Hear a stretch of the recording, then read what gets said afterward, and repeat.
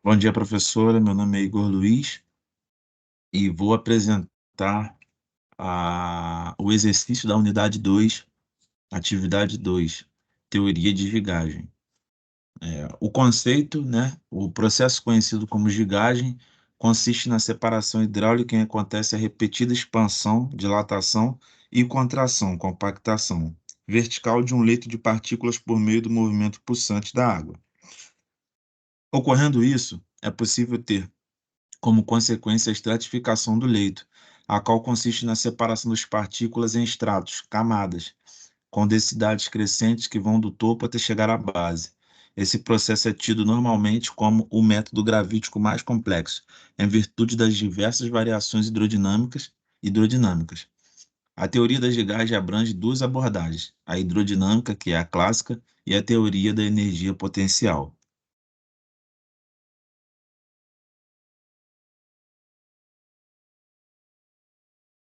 A teoria clássica descreve a gigagem conforme o comportamento individualizado da partícula no fluido. Na teoria clássica, a separação das partículas ocorre principalmente quando o leito está aberto e dilatado. Segundo Sampaio Tavares, a teoria hidrodinâmica clássica considera inicialmente o movimento de uma partícula individual no leito do Gig, e então relaciona o movimento de todas as partículas em conjunto, sendo que a estratificação das partículas ocorre devido a três mecanismos: sedimentação retardada, diferencial, aceleração diferencial no início da queda, consolidação intersticial das partículas durante a sucção. Por meio desses mecanismos, as partículas finas e leves ficam na superfície do leito e as partículas grossas e pesadas ficam no fundo do leito. Com o aumento da densidade da polpa, falando de sedimentação retardada, com o aumento da densidade da polpa, o movimento de sedimentação de uma partícula passa a ser influenciado pelo movimento das outras partículas imersas e pelo movimento do fluido entre as partículas, de modo que a velocidade terminal de sedimentação retardada seja baixa, mecanismo ideal para separar partículas grossas pela densidade. Segundo Sampaio e Tavares, quanto maior a razão de sedimentação, mais fácil é a separação das partículas por densidade, já que a razão de sedimentação corresponde ao tamanho requerido para duas partículas apresentarem a mesma velocidade terminal. O mecanismo da sedimentação retardada diferencial não pode explicar sozinha a separação por gigagem, pois, com as altas frequências do equipamento e as baixas amplitudes dos leitos envolvidos na gigagem, é improvável as partículas sejam capazes de atingir a sua velocidade terminal de sedimentação. Agora, falando um pouco de aceleração diferencial. Uma partícula sofre interferência das paredes do concentrador e das outras partículas. Por isso, move-se por um curto período de tempo e por curta distância, até que sua trajetória é desviada por uma superfície ou por outra partícula.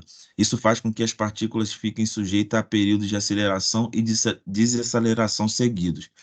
Dependendo do tipo de concentrador, esses períodos podem ser predominantes durante a movimentação das partículas. Agora, consolidação intersticial.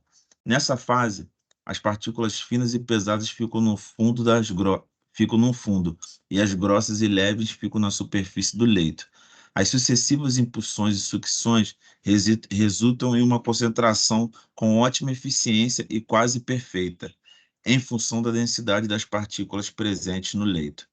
Ocorre quando as partículas com tamanhos diferentes e densidades diferentes não percorrem distâncias iguais.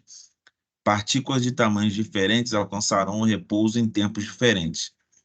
Partículas mais grossas sedimentam com maior rapidez e formam interstícios entre si. Aumenta a liberdade de movimentação das partículas finas nos vazios criados. Agora, falando de mais um mecanismo, mais uma teoria, que é a teoria da energia potencial. Essa teoria descreve a separação de partículas com diferentes densidades em um leito pulsante em função da variação de energia potencial antes da gigagem e após a gigagem. A estratificação ocorre da superfície para a base do leito, em ordem crescente de densidade. A pulsação faz com que a parte da energia potencial seja dissipada. A teoria da energia potencial visa descrever o comportamento do leito como um todo. A diferença de energia sempre será positiva, pois a mistura parte de um estado de instabilidade e com pulsação ela vai para o estado mais estável, de menor energia potencial. Ocorre o rebaixamento do centro de gravidade do sistema. Agora explicando um pouco do funcionamento do jig tipo Denver. O jig de diafragma tipo Denver é o representante mais conhecido dessa subclasse. O impulso da água é causado pelo movimento recíproco de um embolo com a borda selada por uma membrana flexível que permite movimento vertical sem que haja passagem da água pelos flancos do mesmo. Este movimento se faz em um compartimento adjacente à câmara de trabalho do jig e resulta da ação de um eixo excêntrico.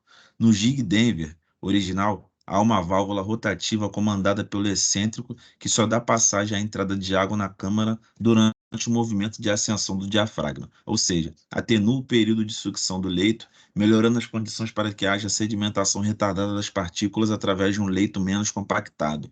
No entanto, em casos de minérios com finos valiosos, a recuperação dependerá de um período de sucção, consolidação intersticial acentuado. As chances de se obter um concentrado mais impuro, no entanto, aumentam, uma vez que as partículas finas e leves passam a ter maior oportunidade de um movimento descendente intersticial. Então, professor, essa foi a minha apresentação. Muito obrigado. Um grande abraço.